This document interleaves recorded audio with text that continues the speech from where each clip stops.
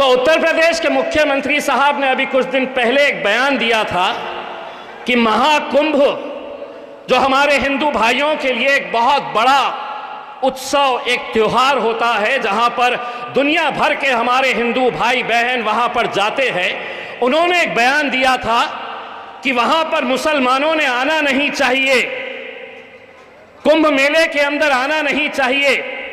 बड़े अफसोस के साथ ये कहना पड़ रहा है। हम श्रद्धांजलि देते हैं, हम तमाम वो ऐसे हमारे हिंदू भाई और बहन जिनकी मौत हुई है वहां पर कुंभ मेले के अंदर, जो मर गए हैं वहां पर सिर्फ बद इंतजामी की वजह से बेकसूर लोग मर गए हैं। जानते हैं हमारे मुल्क की तहजीब, हमारी मुल्क की संस्कृति क्या है। जब ये लोग अपने कुंभ मेले से वापस अपने अपने घरों की तरफ जा रहे हैं, तो आज यही मुसलमान जिनको कहा गया था कि तुम कुंभ मेले में नहीं आना चाहिए, वही मुसलमानों ने मस्जिदें खोल दी है, मदरसे खोल दिए हैं। खाने का इंतजाम, पीने का इंतजाम, उन्हें आराम करवाने का, ये हमारी तहजीब है। इसीलिए इस राजनीति ने, इस घटिया राजनीति के अंदर आज समाजों के बीच में दरारें पैदा करने का जो काम किया है, उसका सबसे बड़ा अगर कोई जिम्मेदार है तो वो भारतीय जनता पार्टी है। सही कहा है ताहिर भाई ने, आप ताहिर भाई को जिता कर लेकर आओ, हिंदुस्तान के अंदर हम भारतीय जनता पार्टी को बाबा जी का ठुल्लू दिखाते घूमेंगे, पूरे हिंदुस्तान में दिखाएंगे। आज सिर्फ पूरा मुल्क ही नहीं, मुल्क के बाहर जितने लोग हैं वो आज मुस्तफाबाद और ओखला के ऊपर नजर लगाए हुए हैं। वो देखना चाह रहे हैं कि सही मानों में इनकी गैरत जिंदा है, तुम्हारी गैरत जिंदा है या मर चुकी है। तुम्हारे सीने में दिल है जो एक इंसान को तड़पते हुए, उसके परिवार को तड़पते हुए देखने के बावजूद भी बटे हुए हैं, कटे हुए हैं, अलग अलग महफिलों में जाकर बैठे हुए हैं। सवाल करते हैं हमसे ये मीडिया वाले, दो क्यों लड़े? दो से क्या हो जाएगा? दो जीत के भी आ गए तो क्या हो जाएगा? अरे तुम दो की बात करते हैं, लोकसभा के अंदर तो मेरा शेर अकेले वहां पर जाकर बैठता है। 550 एक तरफ, मेरा शेर, इसको क्या कहते हैं? 100 सुनार की, बोलो 100 सुनार की। तो दो क्या कर लेंगे? सवाल करने वालों जवाब ये भी सुन लो, जंगल के अंदर कुत्ते बिल्लियां कितने रहते हैं देखे नहीं जाते, शेरों की गिनती होती है।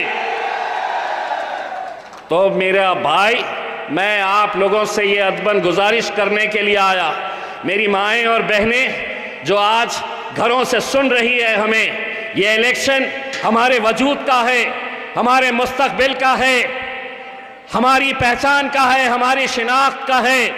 बड़ा मजा आता है भारतीय जनता पार्टी की हुकूमत को, आम आदमी पार्टी वालों को, कांग्रेस पार्टी वालों को कि इनको उठाओ, जेलों में बंद करो। आज हिंदुस्तान की जेलों के अंदर सबसे ज्यादा अगर कोई बंद है तो मुसलमान है, दलित है और आदिवासी है। बड़ा मजा आता है उन्हें, इनको उठाओ और जेलों में बंद करो। अब हम उनको ये बोलना चाह रहे हैं, तुम अगर इनको उठाए तो हम उन्हें जेल से बाहर एमएलए बनाकर निकालने वाले हैं, तो डराओ मत, एमएलए बनकर निकाल देंगे हम इंशाअल्लाह। आप लोग साथ देंगे? मेरे भाई, आप लोगों को बड़ी संजीदगी के साथ 5 तारीख का ये इलेक्शन लड़ना है। मुझे मालूम है कि बहुत सारे इस इलाके के लोग अलग अलग महफिलों में जा रहे हैं, अलग अलग स्टेज के ऊपर बैठ रहे हैं, चाहे वो आम आदमी पार्टी का स्टेज लगा हुआ हो, कांग्रेस का लगा हुआ है, भारतीय जनता पार्टी का लगा हुआ है। भाई ऐसा लग रहा है कि पूरे के पूरे लड़ रहे किससे? तो हमसे। आम आदमी पार्टी वाला भाजपा की जिक्र नहीं कर रहा, भाजपा वाला कांग्रेस का जिक्र नहीं कर रहा, कांग्रेस वाला भाजपा की जिक्र नहीं कर रहा है। सबके निशाने पे मजलिस। चर्चा किसकी? असदुद्दीन अवैसी की। मैं तो बोला थैंक यू, महफिल तुम्हारी सज रही है, चर्चा हमारा हो रहा है। और क्या चाहिए? स्टेज का पैसा तुम लगा रहे हैं, भीड़ तुम इकट्ठा कर रहे हैं, और चर्चा किसका? हमारा। Thank you. बस 5 तारीख के दिन फजर की नमाज पढ़िए, अपने घरों से निकलिए। 7 नंबर है, 7 नंबर है हमारे ताहिर भाई का, वहां पर जाना और 7 नंबर पतंग की निशानी के ऊपर मोहर लगाना। उम्मीद करते हैं कि 8 तारीख के दिन जब नतीजे आएंगे, इन नतीजों का जितना बेसब्री से मुस्तफ़ाबाद और ओखला की आवाम इंतज़ार करेगी, यकीन मानिए हिंदुस्तान का हर वो इंसाफ पसंद इंसान इस सीट के ऊपर नज़र रखेगा। हम भी अपने शहर चले जाएंगे, 8 तारीख के दिन आपके फ़ोन का इंतज़ार करेंगे, शादाब का फ़ोन का इंतज़ार करेंगे कि हमारे अब्बू जीत गए हैं। इम्तियाज़ भाई, बस उस फ़ोन का इंतज़ार हमें देखना है, सुनना है। सिर्फ जाते जाते इतना कहूँगा कि इलेक्शन आएंगे मेरे भाई, कितने इलेक्शन आएंगे, कितने इलेक्शन चले जाएंगे, लेकिन अगर ये सीट अगर हम जीतते हैं इंशाअल्लाह, और इंशाअल्लाह हम जीतेंगे, तो जीतेगा तो ताहिर, लेकिन ताकत मिलेगी मेरे कायद बैरिस्टर असदुद्दीन अवैसी साहब को। और वो लोगों के मुंह पर एक तमाचा पड़ेगा जो ये कहते हैं कि तुमने कैसे दंगाइयों को टिकट दे रखा है। अगर ताहिर हुसैन को और शिफा भाई को तुम दंगाई कहते हैं, तो मैं मीडिया से एक सवाल करना चाहता हूं, साध्वी प्रज्ञा सिंह कौन है फिर? कौन है साध्वी प्रज्ञा सिंह? कैसे आरोप लगे हैं, कैसे अरविंद केजरीवाल को शराब बेचने के ऊपर, शराब की पॉलिसी बनाने के ऊपर जमानत मिल सकती है, मनीष सिसोदिया जेल से बाहर निकल सकता है, बाकी सभी लोगों को इंसाफ मिल सकता है। इंसाफ अगर किसी को नहीं मिल रहा है तो हमें नहीं मिल रहा है। क्या कानून अलग अलग है? नहीं है कानून। इस मुल्क के अंदर कानून जो इम्तियाज जलील के लिए है, वही कानून योगी आदित्यनाथ के लिए है, वही कानून नरेंद्र मोदी के लिए है, वही कानून अरविंद केजरीवाल के लिए है। हम सब के लिए अगर कानून अगर एक जैसा है, तो फिर ऐसा भेदभाव क्यों? तुम समझते हैं कि इन्हें परेशान करते रहो, ये परेशान आपको बार बार करते रहेंगे। यूसीसी का कानून लेकर आए हैं, वक्फ की जमीनें खींचेंगे, आपको बार बार ये कहा जाएगा कि ये मुल्क अब हमारा है, अब हम इसे हमारा राष्ट्र बना रहे हैं। मैं मुस्तफाबाद की आवाम की तरफ से भारतीय जनता पार्टी के तमाम बड़े नेता नरेंद्र मोदी साहब, अमित शाह साहब, कान खोल कर ये अच्छी तरीके से सुन ले, सभी का खून शामिल है इस मिट्टी में। ये मुल्क तुम्हारे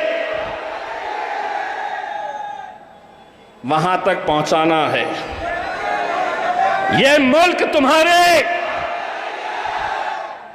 हाँ, मीडिया वाले देखो कैसे जल्दी पलटा दिए हैं। आज बजट का दिन था, करोड़ों रुपए की घोषणाएं की गई। ताहिर भाई ने बताया कि मुस्तफ़ाबाद के स्कूलों की हालत क्या है। मोहतरमा निर्मला सीतारमण जी, दिल्ली बहुत दूर नहीं है, ई रिक्शा में बैठ के आइए इन गलियों के अंदर, टमटम में बैठ के आइए और यहाँ के स्कूलों की हालत देखिए आप, तो हकीकत क्या है आपको समझ में आएगी। आप बड़े बड़े बातें करके, बड़ी बड़ी घोषणाएं करके चले जाते हैं।